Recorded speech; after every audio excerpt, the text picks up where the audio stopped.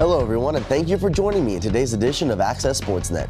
My name is Eliav Gabay, and we have a jam-packed show for you today. So from the backcourt to the frontcourt, we go. A lot more experience in that frontcourt in players like Quinn Dornstadter, Kelsey Moose, and company. So what do you expect out of them? The weekend's coming up, opening weekend for basketball. They're playing Portland State on Friday and Cal Poly on Sunday. Now, let's just compare this team to last year right now, Troy. What are the differences or what are the similarities between this year's team and last year's team? Through 7 games in this season so far. So has this ASU team underwhelmed you, kind of been at the level you expected, or have they been better than you expected? Okay, first of all, I'm glad you didn't bring up any of that even year stuff, because I am so sick of that. So thank you for not pushing my buttons. But I must disagree with saying that, listen, the Giants are not that team that they were, at least in the second half of the year. And I understand this is a one-game thing, so anything can happen. One moment, and that's all it takes. One shining moment. Sorry, NCAA. But that's all it takes. But honestly, I got to go with the Mets just because I feel like they've been the more consistent team. Here's why you're wrong. Is that the Warriors, what they are good at, which they went away from, but I think they will find again, is their ball movement. And that's what made them so dangerous to defend, because their ball movement made it so tough to guard everybody. And especially when you add a guy like Kevin Durant, that makes it so much harder because he can do it all. He can do it all in addition to all that ball movement and everything they're going to have going down. He can add on to that. He is Harrison Barnes, who can actually make some shots in the finals. You talked about, having a bright future, and Dragon Bender and Marquise Chris, they're going to be a part of that. What will their seasons be like for you guys this time around? And do you expect them to have a big impact on the season, or are they going to be kind of in the backseat just soaking up everything and really learning?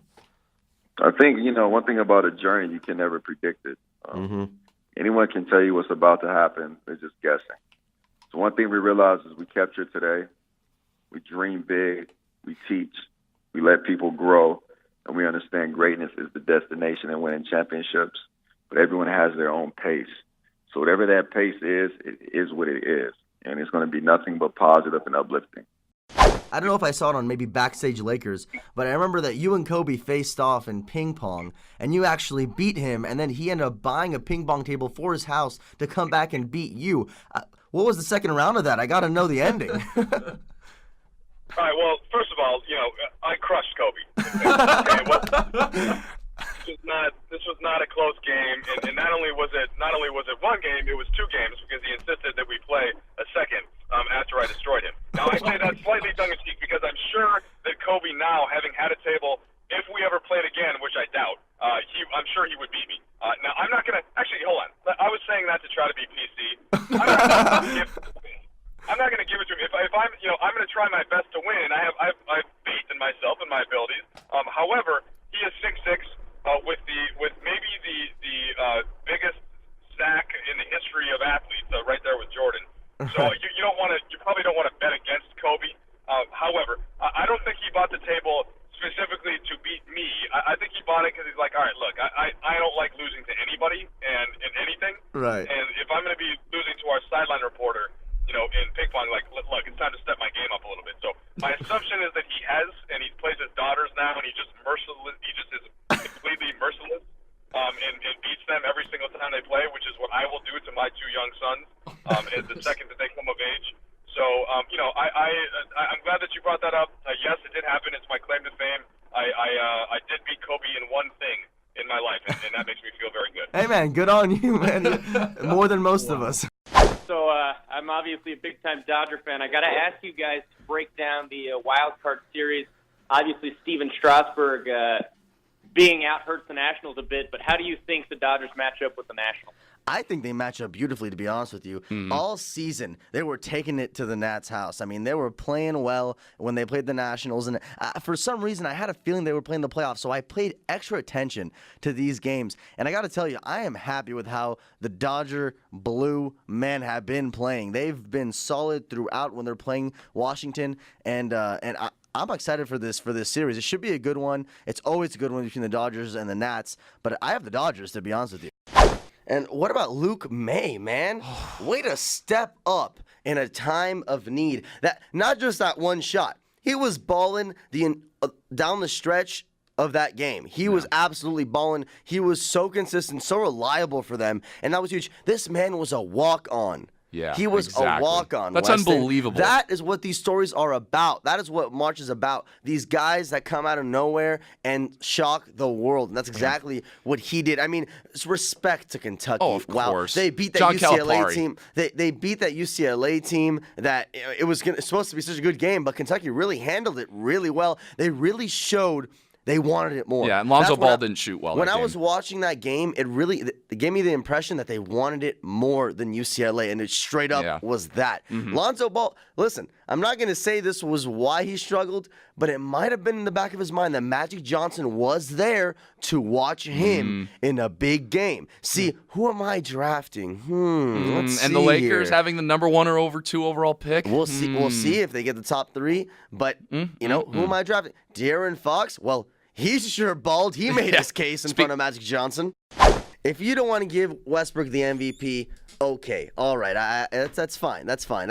I'm not going to dispute that. That's another argument.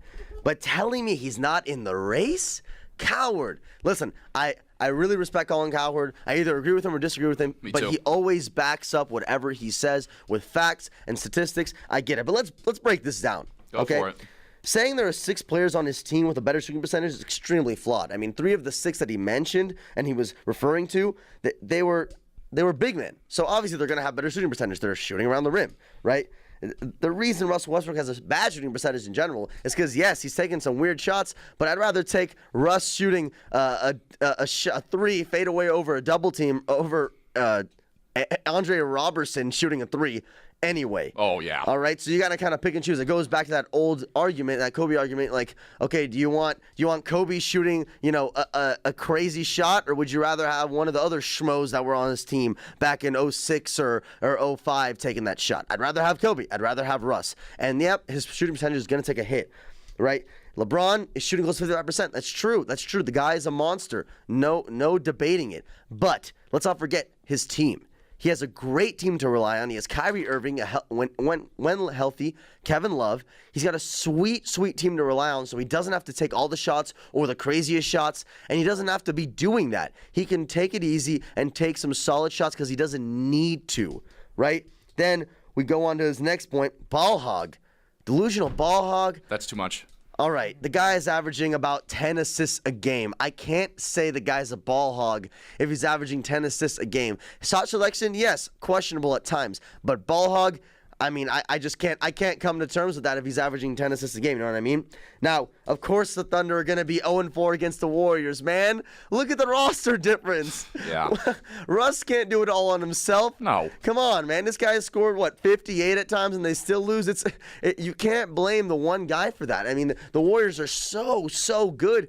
I mean, come on now. I mean, that's all I really have to say. They're so good. You can't blame Russ all because of that. Now, OKC isn't a title contender, obviously.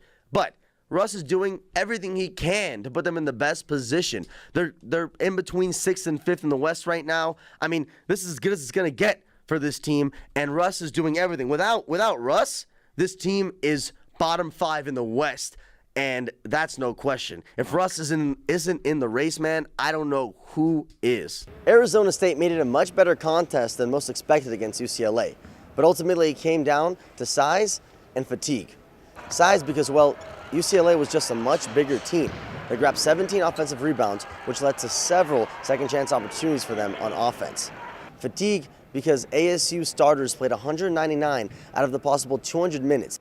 While ASU's defense remained stout all game long, holding GCU to under 10 goals, ASU's offense got complacent in the second quarter, allowing a 6-0 GCU run, which led to ASU's demise. ASU bounced back in a big way after being blown out by Cal earlier this week, where they shot about 24% from the field. Against Stanford, they shot 44% from the field. Obviously a big difference, and it showed. In addition to that, their ball movement was crisp. They had 16 team assists, resulting in 70% of their made field goals. It's the first day of spring practices for the Arizona State Sun Devils, and the QB race is going to be as interesting as ever. With Manny Wilkins, who started most of last year, Blake Barnett, the transfer from Alabama, Brady White and Bryce Perkins, there's a ton of talent in that field behind me, and it's going to be very interesting to see what Todd Graham and new offensive coordinator Billy Napier decide. ASU bounced back to split the rivalry weekend with U of A at 1 win apiece. The biggest difference from Friday's game to Sunday's game, the defensive intensity was another level for ASU,